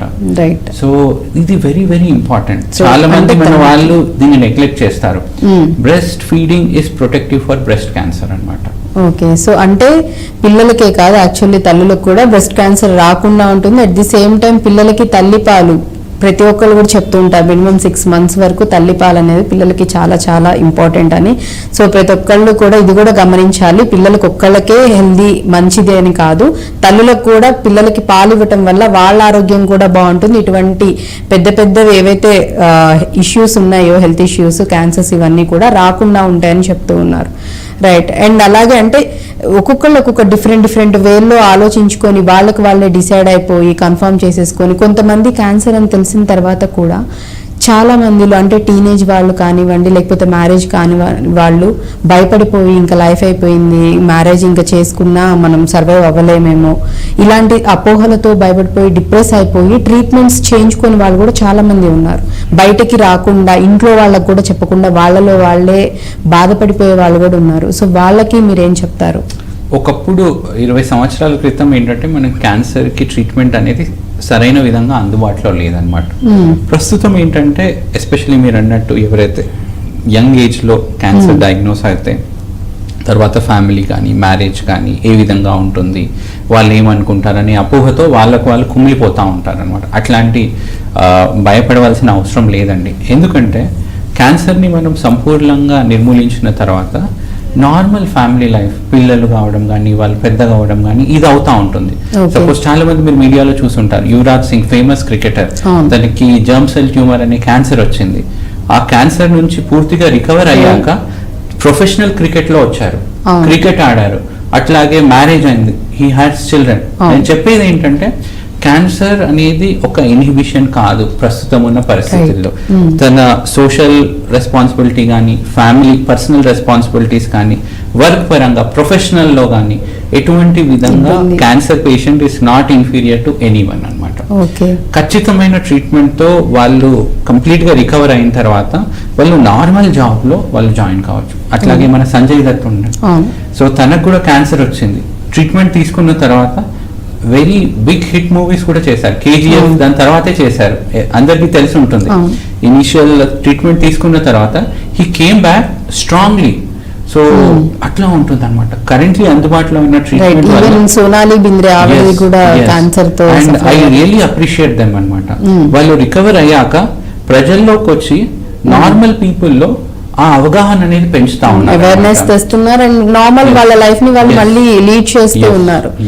సో ఆ రకంగా చూసుకున్నట్లయితే అంటే క్యాన్సర్ వచ్చింది ఇంక అక్కడితో లైఫ్ అయిపోయిందని చెప్పేసి మాత్రం ఎవ్వరు దయచేసి అనుకోకండి. ఎందుకంటే ఎంతో మంది ఎగ్జాంపుల్ ఇప్పుడు డాక్టర్ గారు చెప్తున్నట్లు మన సరౌండింగ్స్ లోనే చాలా మంది ఉన్నారు, అంటే డిఫరెంట్ టైప్స్ ఆఫ్ క్యాన్సర్స్ తో సఫర్ అయ్యి వాళ్ళు వెళ్ళి ట్రీట్మెంట్ తీసుకొని మళ్ళీ కంప్లీట్ గా ట్రీట్మెంట్ అయిపోయిన తర్వాత మళ్ళీ వాళ్ళ నార్మల్ లైఫ్ అనేది వాళ్ళు లీడ్ చేస్తున్నారు, ప్రాపర్ గా నార్మల్ వర్క్స్ వాళ్ళు చేసుకుంటున్నారు, వాళ్ళ ఫ్యామిలీస్ తో వాళ్ళు హ్యాపీగా ఉంటున్నారు, ఫ్యామిలీ లైఫ్ ని కూడా హ్యాపీగా లీడ్ చేస్తూ ఉన్నారు. కాబట్టి సో అటువంటి అపోహలు భయాలు అయితే పెట్టుకోవద్దు. Any type of cancer, not only breast cancer, any type of cancer ఏదైనా కానీ ఇనిషియల్ స్టేజ్ నుంచి ఈవెన్ 4th స్టేజ్ వరకు ఫైనల్ స్టేజ్ లో ఉన్నా కూడా మాక్సిమం ట్రై చేస్తారు పాసిబిలిటీస్ ఉన్నంత వరకు సర్వైవ్ అవ్వడానికి, వాళ్ళ లైఫ్ లీడ్ చేయడానికి. కాబట్టి ఇంత అవకాశం ఉన్నప్పుడు ఎందుకు అనవసరంగా లేనిపోయిన అపోహలు భయాలు పెట్టేసుకొని మీలోనే మీరు బాధపడిపోయి అలా కాకుండా మీకు ఏదైనా ప్రాబ్లం అనిపించినప్పుడు, దట్టు హెల్త్ కి సంబంధించింది అనిపించినప్పుడు ఇమీడియట్ గా ఫ్యామిలీ మెంబర్స్ ని మీరు వాళ్ళకి వెళ్ళి చెప్పటం విషయం, వాళ్ళని తీసుకొని మీరు డాక్టర్ ని ప్రాపర్ అంటే ఆ పర్టికులర్ ఏదైతే మీకు హెల్త్ ఇష్యూ ఉందో దానికి రిలేటెడ్ డాక్టర్ ని మీరు ఎక్స్పర్ట్స్ దగ్గరికి వెళ్ళి సజెషన్ వాళ్ళని ప్రాపర్ గా వెళ్ళి ట్రీట్మెంట్ అది కనుక్కోవటం, టెస్ట్లు అవన్నీ చేయించుకోవటం. And first and foremost thing confirmation అనేది కూడా చాలా ఇంపార్టెంట్. మనకి మనమే ఇనిషియల్ గా డాక్టర్ గారు చెప్పినట్లు మనకి మనమే డిసైడ్ అయిపోయి మనకి మనమే మెడిసిన్స్ కాకుండా డాక్టర్ కనుక పక్కాగా అంటే మీకు ఉంది ప్రాబ్లం అని అంటే కనుక అప్పుడు కన్ఫర్మేషన్ తీసుకొని అండ్ ప్రొసీజర్ అనేది కనుక స్టార్ట్ చేస్తే కనుక సో హ్యాపీగా మళ్ళీ ట్రీట్మెంట్ అంతా అయిపోయిన తర్వాత మీ నార్మల్ లైఫ్ని మీరు హ్యాపీగా లీడ్ చేయొచ్చు. రైట్. అండ్ అలాగే మనం ఇప్పటి వరకు కూడా సందేహాలు లేకపోతే కామన్ గా ఎటువంటి అపోహలతో భయపడుతున్నా ఇవన్నీ మాట్లాడుకుంటున్నాం. సో టెస్ట్ విషయానికి వచ్చేసరికి మీరు బయాప్సీ చేయించుకోవాలని చెప్పారు. బయాప్సీతో పాటు ఇంకేమైనా ఫర్దర్ టెస్ట్లు ఏమైనా చేస్తారా? ఇంతకుముందు మనం అనుకున్నట్టు కన్ఫర్మ్ చేయడానికి క్యాన్సర్ ఉందా లేదా కన్ఫర్మ్ చేయడానికి బయాప్సీ యూజ్ చేస్తాం. సెకండ్ ఇంపార్టెంట్ టెస్ట్ ఏదైతే ఉంటుందో శరీరంలో ఈ క్యాన్సర్ కణాలు అనేవి ఎంత దూరం స్ప్రెడ్ అయ్యామనేది చేసే టెస్ట్ నే స్టేజింగ్ అంటారు. చాలా మంది స్టేజ్ అని అంటుంటారు. స్టేజ్ అంటే ఏంటంటే క్యాన్సర్ కణాలు బాడీలో ఎంత మేర స్ప్రెడ్ అయ్యా అనేది చెప్పేది స్టేజ్. ఫర్ ఎగ్జాంపుల్ రొమ్ము క్యాన్సర్ లో మనం తీసుకుంటే స్టేజ్ 1 అంటే ఆ కణితి ఏదైతే ఉందో రొమ్ము వరకే పరిమితమై సైజ్ చిన్నగా ఉంటే దాన్ని స్టేజ్ 1 అంటాం మనం. స్టేజ్ 2 లో ఏంటంటే సైజ్ కొంచెం పెద్దగా అవుతే దాన్ని స్టేజ్ 2 అంటాం. స్టేజ్ 3 లో ఏమవుతుందంటే రొమ్ములో ఉన్న క్యాన్సర్ కణాలు రొమ్మును దాటి చంక భాగంలో కానీ ఛాతి మధ్య భాగంలో ఉన్న లింఫ్ నోడ్స్ కి వెళ్తా ఉంటాయి. దాన్ని 3వ దశ క్యాన్సర్ అంటాం. సపోజ్ రొమ్ములో ఉన్న కణాలు శరీరంలో వేరే ప్రాంతాలకు వెళ్తే, సపోజ్ బోన్స్ కి వెళ్ళినా గానీ, లివర్ కి వెళ్ళినా గానీ, బ్రెయిన్ కి వెళ్ళినా గానీ దీన్నే స్టేజ్ 4 కానీ అడ్వాన్స్ స్టేజ్ అంటారనమాట. సో ఈ స్టేజ్ అనేది అత్యంత ముఖ్యమైనది. బయాప్సీలో క్యాన్సర్ కన్ఫర్మ్ చేసిన తర్వాత ఈ స్టేజింగ్ అనేది చేస్తామన్నమాట. ఈ స్టేజింగ్ లో క్యాన్సర్ కణాలు శరీరంలో ఎంత దూరం స్ప్రెడ్ అయ్యా అనేది మనకి ఇన్ఫర్మేషన్ వస్తుంది. దీనికి మనం యూజ్ చేసే స్కాన్ నే పెట్ స్కాన్ అంటా ఉంటాం అనమాట. చాలా మంది పెట్ స్కాన్ అంటే ఏంటి అనేది అడుగుతా ఉంటారు. పెట్ స్కాన్ అనేది మనం క్యాన్సర్ ఎంత మేర స్ప్రెడ్ అయ్యింది అనేది తెలుసుకోవడానికి వాడే పరీక్ష అన్నమాట. ఒకే స్కాన్ లో తల నుంచి కాళ్ళ వరకు మొత్తం బాడీని స్క్రీన్ చేస్తూ ఉంటుంది అనమాట. దాంతో మనకి క్యాన్సర్ కణాలు ఎక్కడెక్కడ ఉన్నాయని తెలుస్తూ ఉంటుంది. పెట్ స్కాన్ వల్ల మనకు తెలిసేది స్టేజ్, బయాప్సీ వల్ల తెలిసేది నిర్ధారణ, అంటే క్యాన్సర్ ఉందా లేదా అని కన్ఫర్మేటెడ్. చాలా మంది కన్ఫ్యూజ్ అవుతున్నారు. కొంతమంది పెట్ స్కాన్ రిపోర్ట్ తో వచ్చి సార్ దీంట్లో క్యాన్సర్ ఉందని కన్ఫర్మ్ చేసి ట్రీట్మెంట్ ఇవ్వమంటారు. అట్లా ఉండదు. ఆల్వేస్ బయాప్సీలో మనం కన్ఫర్మ్ చేసిన తర్వాత పెట్ స్కాన్ లో చూసి ఎంత మేర స్ప్రెడ్ అయింది అనేది, ఈ రెండు ఇన్ఫర్మేషన్ ని మనము అవగాహన చేసుకొని దెన్ ట్రీట్మెంట్ వైపు చేస్తాం. సో అంటే బయాప్సీ తర్వాత పెట్ స్కాన్ అనేది చేస్తారు. బయాప్సీ అనేది నిర్ధారణ కోసం, మనకి క్యాన్సర్ ఉందా కాదా, అది క్యాన్సర్ కణితేనా కాదా లేకపోతే నార్మల్ దా అనేది నిర్ధారణ చేసేది బయాప్సీ. సో బయాప్సీ తర్వాతే మనకి పెట్ స్కాన్ కి నెక్స్ట్ పెట్ స్కాన్ చేయించుకోండి అని ఐ థింక్ డాక్టర్ సజెస్ట్ చేస్తారు. కాబట్టి పెట్ స్కాన్ లో డాక్టర్ గారు అన్నట్లు టాప్ టు బాటమ్ వరకు మొత్తం బాడీ అంతా స్కాన్ చేస్తారు. ఇంకెక్కడైనా ఉందా లేకపోతే క్యాన్సర్ అనేది ఓన్లీ ఒక చోటే ఉందా లేకపోతే బాడీలో ఇంకే పార్ట్ లో అన్నా స్ప్రెడ్ అయిందా అనేది నిర్ధారణ చేసుకున్న తర్వాత అప్పుడు స్టేజ్, మనం ఏ స్టేజ్ లో అంటే పేషెంట్ ఏ స్టేజ్ లో ఉన్నారు, ఫస్టా, సెకండా, థర్డా, 4th స్టేజ్ లో ఉన్నారా అనేది కన్ఫర్మేషన్ అనేది అవుతుంది. సో ఈ 2 టెస్టులు మాత్రం ఖచ్చితంగా చేయించుకోవాలి. ఎవరైతే సఫర్ అవుతున్నారో క్యాన్సర్ తో సఫర్ అయ్యే వాళ్ళు ఈ 2 టెస్టులు చేయించుకున్నట్లయితే గనక దాని ట్రీట్మెంట్ అనేది ఉంటుంది.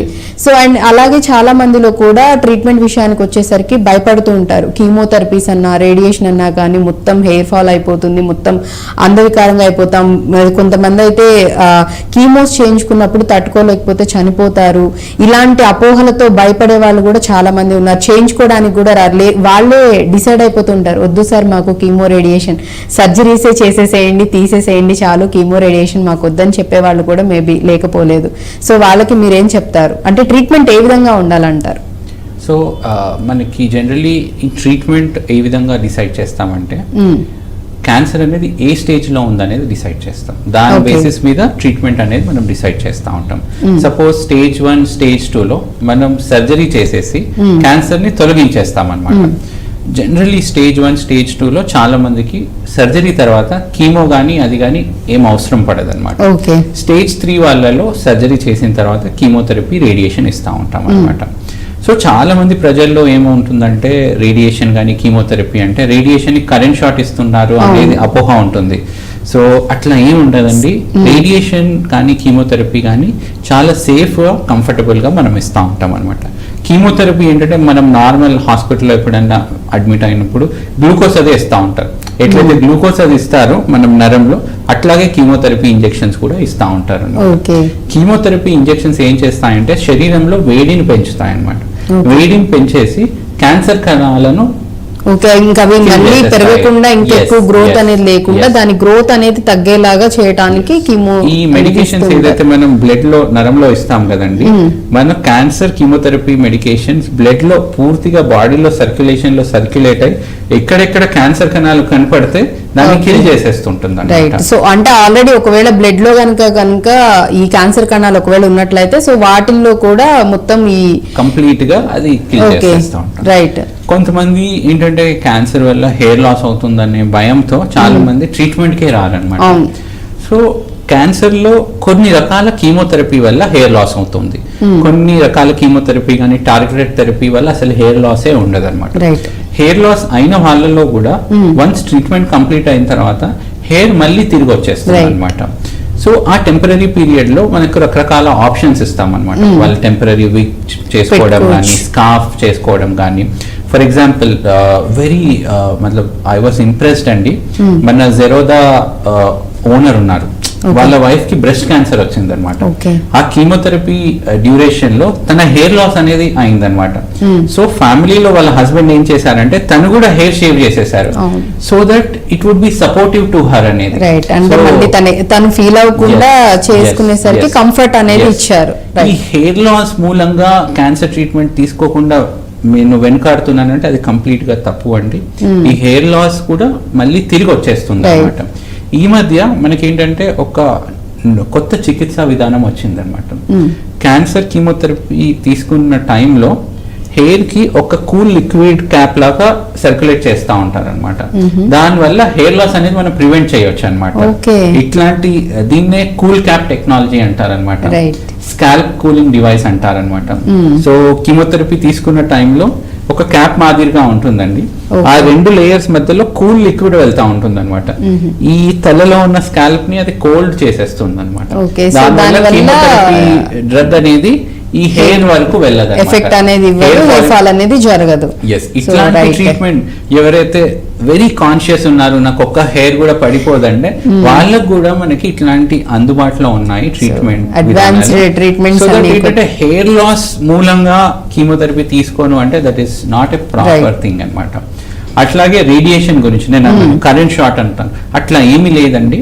సో చాలా సందర్భాల్లో మనము ఎక్స్రే కానీ సిటీ స్కాన్ కానీ చేసుకున్నప్పుడు ఆ ఎక్స్రే కిరణాలు బాడీలో నుంచి పాస్ అయినప్పుడు అది వెళ్ళిందా లేదా కూడా మనకు తెలియదు, అన్లెస్ బయట ఉన్న టెక్నీషియన్ ఏం చెప్తారు, మేడం మీ స్కాన్ అయిపోయింది మీరు బయట. రేడియేషన్ కూడా అలాగే ఉంటుంది అనమాట.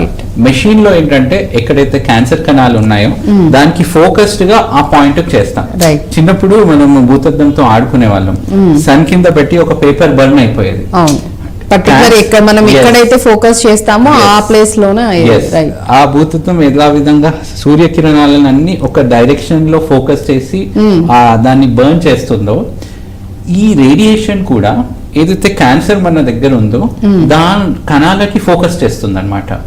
సో ఆ క్యాన్సర్ కణాలు మాత్రం కంప్లీట్ గా బర్న్ అయిపోయి మళ్ళీ స్ప్రెడ్ అవ్వకుండా మళ్ళీ అవి కొత్తవి పుట్టకుండా ఉండడం కోసం ఈ కీమో రేడియేషన్ అనేది చేస్తారు. చాలా మంది కూడా నిజంగానే రేడియేషన్ అనగానే కాలిపోతుంది, అక్కడ మొత్తం బర్న్ అయిపోతుంది, మండిపోతుంది, ఇలా భయపడుతుంటారు. మేబీ అంటే మీకు ఒకవేళ అనిపించినా గానీ దానికి ఆల్టర్నేటివ్ మెడిసిన్స్ ఖచ్చితంగా డాక్టర్స్ అయితే సజెస్ట్ చేస్తారు. ఒకప్పుడు ఏమన్నా ఇబ్బందులు ఉండేవి, ఇప్పుడు అన్ని ఇంత టెక్నాలజీ ఇంత ఇదైన తర్వాత పేషెంట్స్ కి ఇబ్బంది అనేది లేకుండా, వాళ్ళకి నొప్పి అనేది కూడా తెలియకుండా ట్రీట్మెంట్స్ అనేవి వస్తున్నాయి.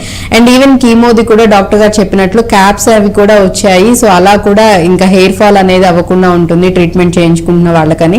అండ్ ఇంకొకటి అండి, ట్రీట్మెంట్ చేయించుకునేటప్పుడు ఒకవేళ హెయిర్ ఫాల్ కంప్లీట్ గా అయిపోయినా, ట్రీట్మెంట్ మొత్తం అయిపోయి మీ కీమో రేడియేషన్ సర్జరీస్ అయిపోయిన తర్వాత మళ్ళీ normal hair, normal life style దీనికి వచ్చేస్తారు. కాబట్టి మీ బాడీలో యాక్టివిటీస్ అన్ని నార్మల్ గా జరుగుతున్నప్పుడు ఆటోమేటిక్ గా మళ్ళీ హెయిర్ గ్రోత్ అనేది నార్మల్ దీనికి వచ్చేస్తుంది, మళ్ళీ హెయిర్ వస్తుంది. సో దానికి కూడా మీరు భయపడాల్సిన అవసరం లేదు. విషయం చెప్తాను మీకు, రైట్, కీమోథెరపీ తర్వాత వచ్చే హెయిర్ ఇంకా స్ట్రాంగ్ గా ఉంటుంది. లాట్ ఆఫ్ చాలా మందికి తెలియదు అనమాట. ఇట్స్ మచ్ మోర్ స్ట్రాంగర్ అనమాట కీమోథెరపీ తర్వాత. సో మంచి హెల్దీగా చాలా స్ట్రాంగ్ గా హెయిర్ కూడా గ్రోత్ అనేది ఉంటుంది కీమో రేడియేషన్ ట్రీట్మెంట్ మొత్తం తర్వాత అని చెప్తున్నారు. కాబట్టి సో అలాంటి అపోహలు దయచేసి అపోహలతో భయాలతో మాత్రం మీరు అస్సలు వెనకడుకు వేయకండి. ట్రీట్మెంట్ విషయంలో మీరు లేట్ చేసే కొద్దీ ఇంకా ట్రీట్మెంట్ విషయంలో మీరు డిలే చేసే కొద్దీ ఆ వ్యాధి క్యాన్సర్ ఏదైతే ఉందో అది ఇంకా ముదురుతుంది, ఇంకా స్ప్రెడ్ అయిపోతుంది, ఎక్కువ అవుతుంది. కాబట్టి ఏదన్నా కానీ క్యాన్సర్ విషయంలో అస్సలు నెగ్లెక్ట్ చేయటం అనేది అసలు కరెక్టే కాదు.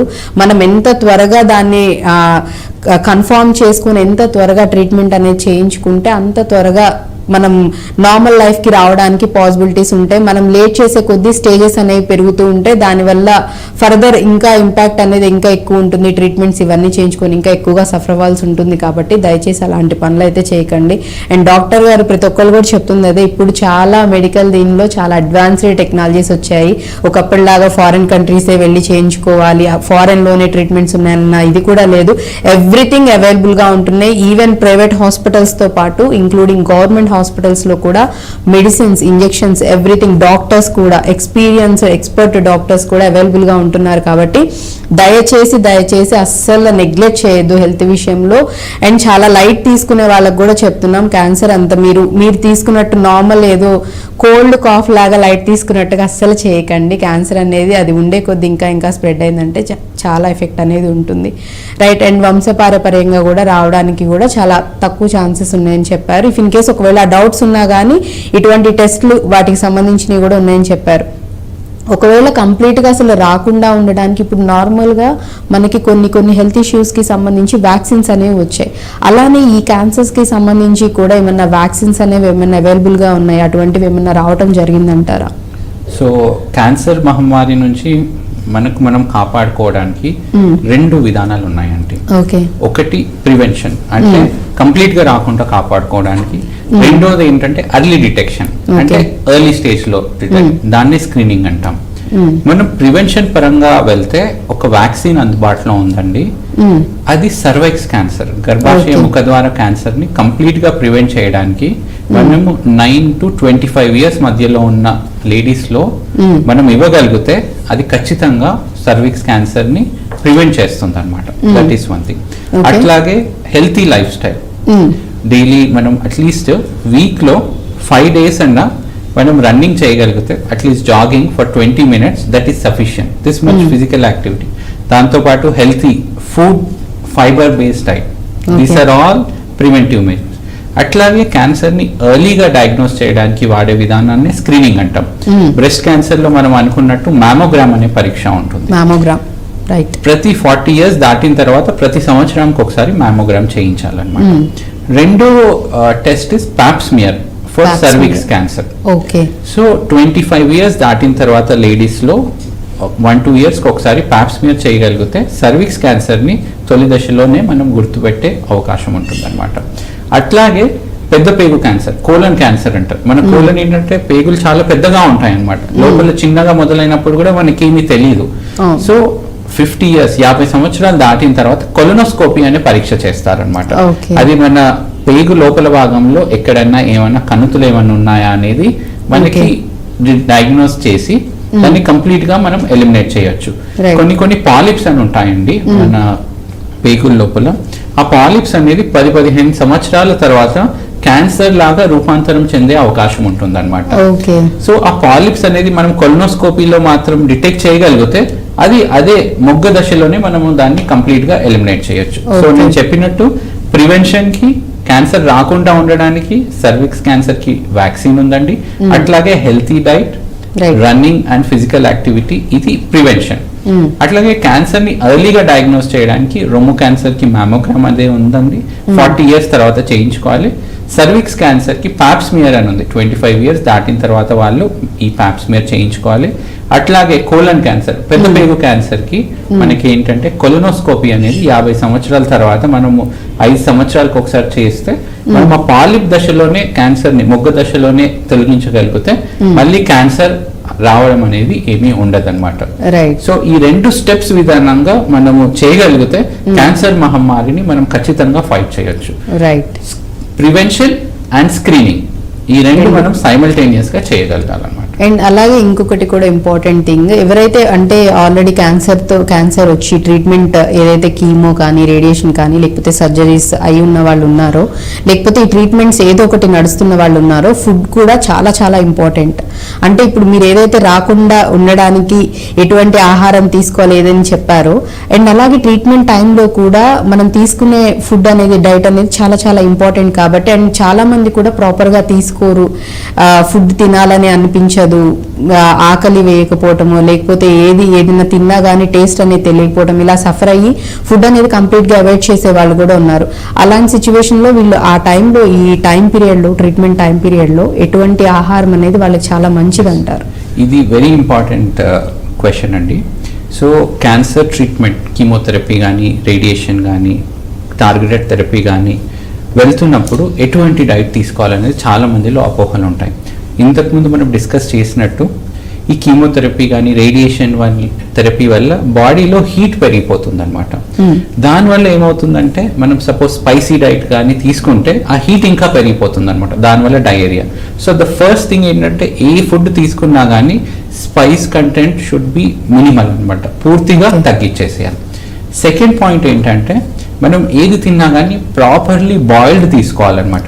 ఎందుకంటే మనము అన్బాయిల్డ్ రా ఫుడ్ తీసుకుంటే ఇన్ఫెక్షన్ వచ్చే అవకాశం ఉంటుంది. క్యాన్సర్ పేషెంట్ లో రోగనిరోధక శక్తి, ఇమ్యూనిటీ అనేది తక్కువగా ఉంటుంది.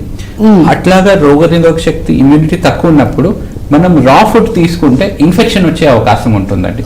ఒకటి less spicy food, second is boiled food.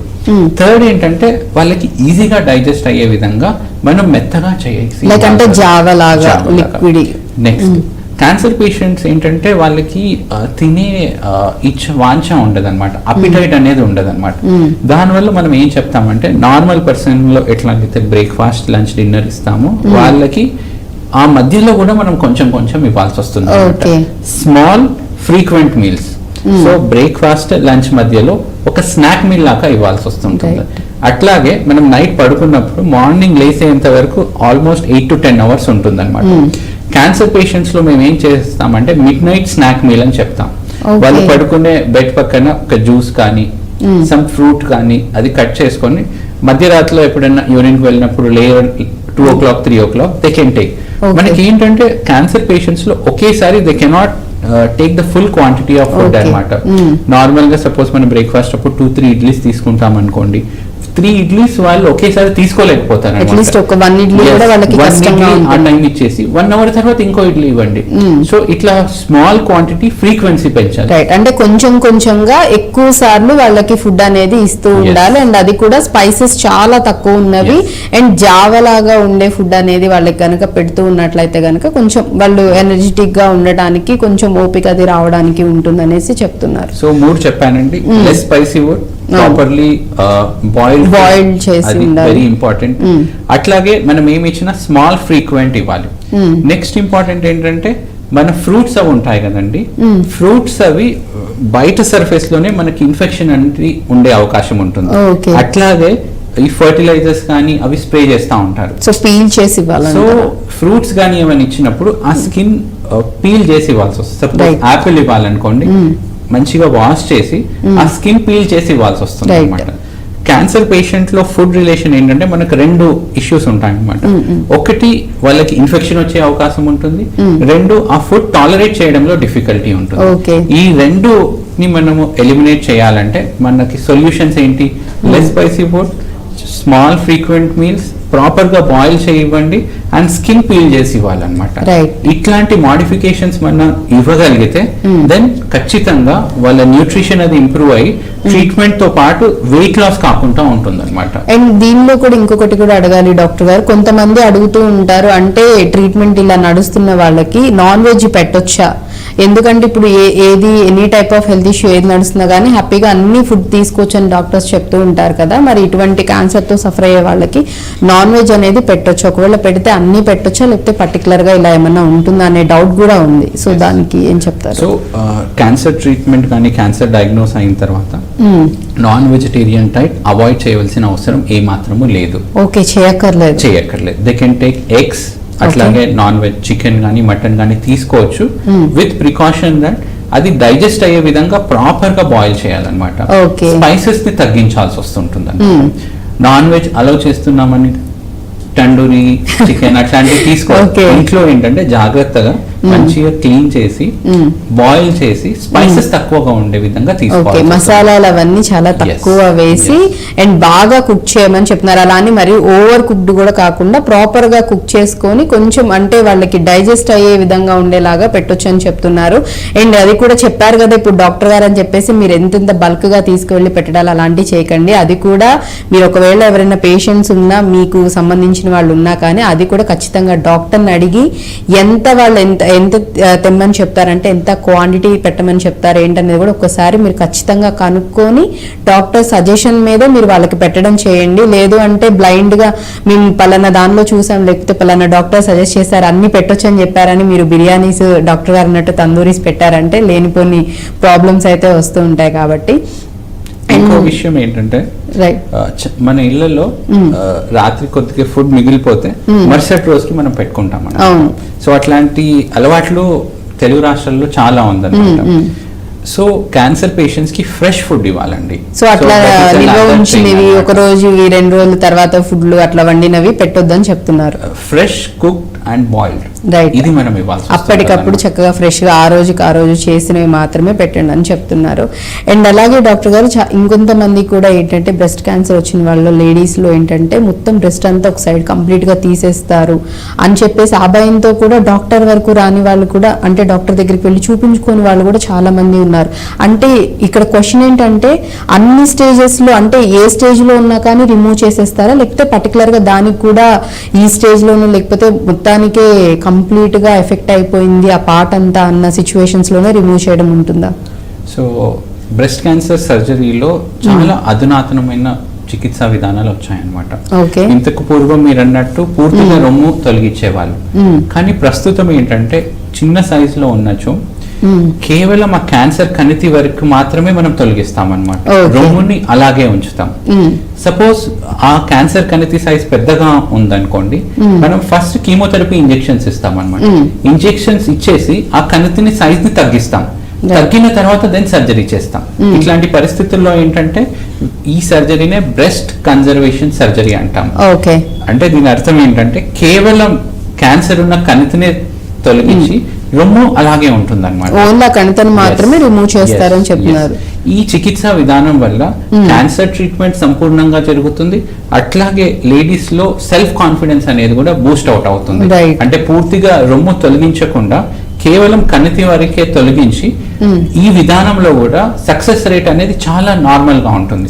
రొమ్ము కంప్లీట్ గా తీసేస్తే ఏదైతే సక్సెస్ రేట్ ఉంటుందో ఈ బ్రెస్ట్ కన్జర్వేషన్ సర్జరీ ఓన్లీ ఈ కణితి వరకే తొలగించినా గానీ అంతే రిజల్ట్ ఉంటుంది అన్నమాట. రైట్, అంటే ఇఫ్ ఇన్ కేస్ ఒకవేళ రిమూవ్ చేయాలన్నా అది డిపెండ్స్ అంటారా? అంటే వాళ్ళు ఏ స్టేజ్ లో ఉన్నారో దాన్ని బట్టే. ఫస్ట్ స్టేజ్, సెకండ్ స్టేజ్ లో మనం ఖచ్చితంగా కేవలం కణితి వరకే మనం తొలగిస్తాం. సపోజ్ సైజ్ పెద్దగా ఉన్నా కూడా మనం కీమోథెరపీ ఇంజెక్షన్స్ ఇచ్చి ట్రై చేస్తాం అన్నమాట. సైజ్ తగ్గితే ఆ సైజ్ తగ్గిన తర్వాత దెన్ ఓన్లీ కణితి వరకే మనం తీసేస్తాం. ఒకవేళ తగ్గలేదు అది అట్లానే, అట్లాంటి పరిస్థితుల్లో రొమ్ము తొలగించవలసిన అవసరం ఉంటుంది.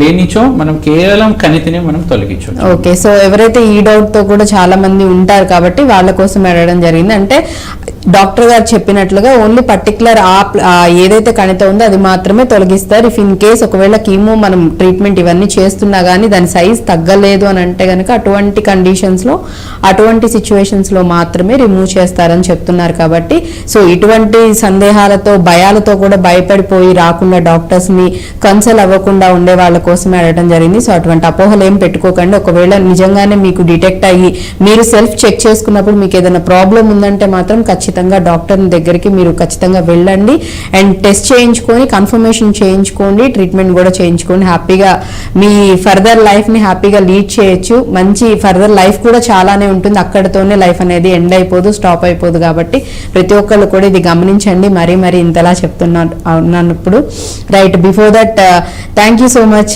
డాక్టర్ గారు. అండ్ ఈచ్ అండ్ ఎవ్రీథింగ్, అంటే కామన్ గా ఎందుకు వస్తుందనే దాని దగ్గర నుంచి ఎటువంటి సందేహాలు రెగ్యులర్ గా ఇప్పుడు మనం చాలా వరకు చూస్తూ ఉన్న అపోహలతో, సందేహాలతోనే, డౌట్స్ తోనే చాలా మంది వెనుకడుగు వేస్తున్న వాళ్ళు ఉన్నారు. కాబట్టి సో వాటన్నిటికీ సంబంధించి చాలా క్లియర్ గా ఎక్స్ప్లెయిన్ చేశారు అండ్ ఎటువంటి టెస్టులు చేయించుకోవాలనేది కూడా చెప్పారు.